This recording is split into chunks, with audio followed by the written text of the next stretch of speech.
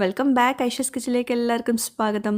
ഇത് നല്ല സിമ്പിളായിട്ട് ഉണ്ടാക്കാൻ പറ്റിയ നല്ല ടേസ്റ്റിലുള്ള മോര് കറി റെസിപ്പിയാണ് ഷെയർ ചെയ്യാൻ പോകുന്നത്. ഒരു ബാച്ചിലേഴ്സ് സ്റ്റൈൽ മോര് കറി റെസിപ്പിയാണ്. എല്ലാവരും ട്രൈ ചെയ്യുക. വീഡിയോ ഇഷ്ടമായെങ്കിൽ ലൈക്ക് ചെയ്യാൻ മറക്കരുത്. അപ്പോൾ നമുക്ക് റെസിപ്പിയിലേക്ക് പോകാം.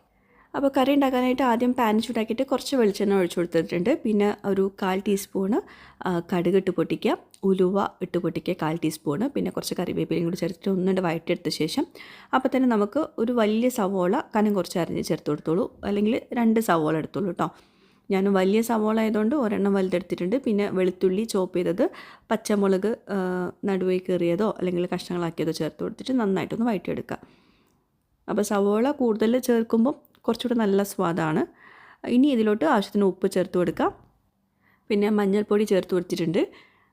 എന്നിട്ട് നന്നായിട്ടൊന്ന് വഴറ്റിയെടുക്കാം. ആ കളറൊന്ന് മാറി വന്നിട്ട് ഒന്ന് സോഫ്റ്റ് ആയിക്കോട്ടെ.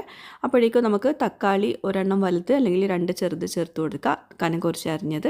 എന്നിട്ട് നമ്മൾ അടച്ച് വെച്ചിട്ട് വേവിച്ചെടുക്കുക. തക്കാളിയൊക്കെ ഒന്ന് സോഫ്റ്റായിട്ട് വരണം, അതുപോലെ സവോളയും എല്ലാം നന്നായിട്ട് സോഫ്റ്റായിട്ട് വരണം. അതിന് ശേഷമാണ് നമ്മളിതിലോട്ട് തൈര് ചേർത്ത് കൊടുക്കുന്നത് കേട്ടോ. അപ്പോൾ എല്ലാം നന്നായിട്ട് ഉടഞ്ഞ് വന്നിട്ടുണ്ട്, നല്ല സോഫ്റ്റായിട്ട് വന്നിട്ടുണ്ട്. ഇനി ഇതിലോട്ട് നമുക്ക് തൈര് ഒരു 1/2 കപ്പോ അല്ലെങ്കിൽ 1 കപ്പോ തൈര് ചേർക്കുമ്പോൾ ശ്രദ്ധിക്കുക, ചൂടൊന്ന് ഫ്ലെയിം ഒന്ന് കുറച്ച് വെച്ചിട്ട് ചേർത്ത് കൊടുക്കുക.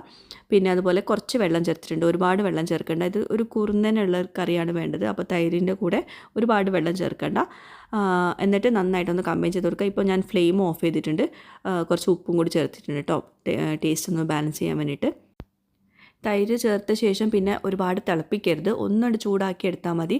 തിളയ്ക്കുന്നതിന് മുമ്പ് നമ്മൾ ഫ്ലെയിം ഓഫ് ചെയ്യണം. അതിനുശേഷം വേണമെങ്കിൽ നിങ്ങൾക്ക് ആവശ്യത്തിന് ഉപ്പൊക്കെ ചേർത്ത് കൊടുക്കുക കേട്ടോ. അപ്പോൾ ഇതാ നമ്മുടെ സിമ്പിളായിട്ടുള്ള മോര് കറി, നല്ല ടേസ്റ്റാണ്. ബാച്ചിലേഴ്സ് സ്റ്റൈൽ മോര് കറി എന്ന് വേണമെങ്കിൽ പറയാം. സാധാരണ ബാച്ചിലേഴ്സ് റൂമിലൊക്കെ ഇതുപോലെയായിരിക്കും മോര് കറിയൊക്കെ ഉണ്ടാക്കുന്നത്. അപ്പം നല്ല ടേസ്റ്റുള്ളൊരു കറിയാണ്. എല്ലാവരും ട്രൈ ചെയ്യുക, പെട്ടെന്ന് ഉണ്ടാക്കാൻ പറ്റും കേട്ടോ.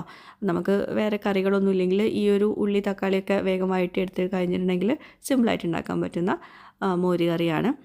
എനിക്ക് പേഴ്സണലി ഭയങ്കര ഇഷ്ടമുള്ളൊരു മോര് കറിയാണിത്. പപ്പടും ഈ മോര് കറിയും ക്യാബേജ് തോരനൊക്കെ ഉണ്ടെങ്കിൽ കേമാകും. അപ്പോൾ എല്ലാവരും ഒന്ന് ട്രൈ ചെയ്യുക. ഒരുപാട് പേര് ട്രൈ ചെയ്തിട്ടുണ്ടാവും, മുമ്പ് ഞാൻ വ്ളോഗിൽ ഇത് ഷെയർ ചെയ്തിട്ടുണ്ടായിരുന്നു ഈ റെസിപ്പി. അപ്പോൾ ട്രൈ ചെയ്തിട്ട് ഫീഡ്ബാക്ക്സ് അറിയിക്കാൻ മറക്കരുത്. പുതിയൊരു വീഡിയോയുമായിട്ട് വ്ളോഗുമായിട്ടൊക്കെ വരുന്നതായിരിക്കും. Bye, thank U.